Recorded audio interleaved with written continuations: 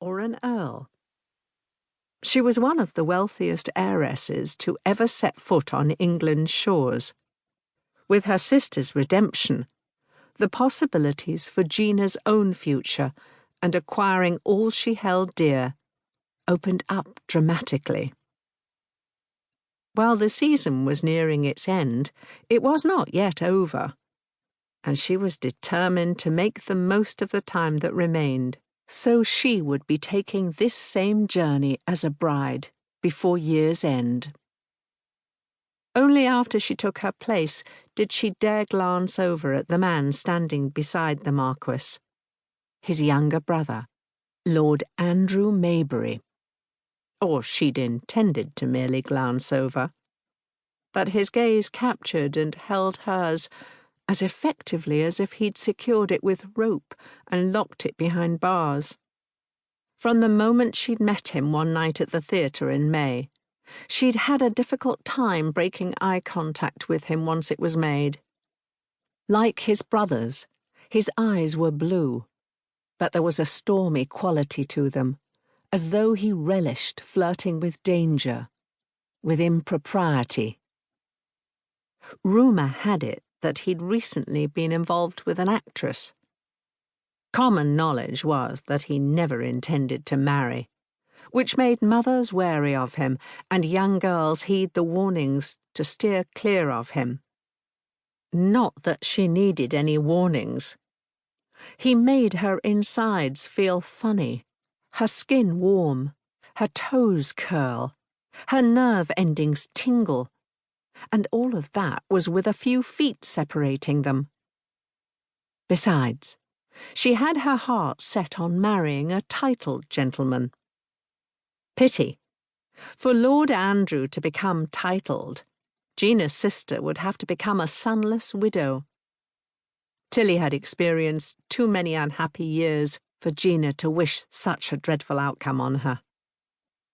Still, she couldn't deny something about Lord Andrew called to the wanton in her, especially when his perusal was as leisurely as it was now, and she could imagine that in his mind he was slowly unfastening each button, giving laces their freedom, easing her gown off her shoulders, tugging it down until her breasts sprung free, and that luscious, wicked-looking mouth of his could close around a pearled nipple.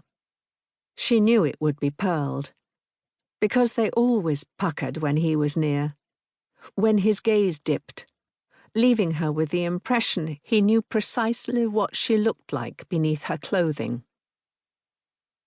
Mendelssohn's Wedding March suddenly burst forth in a crescendo from the organ, breaking the sensual spell into which she'd fallen.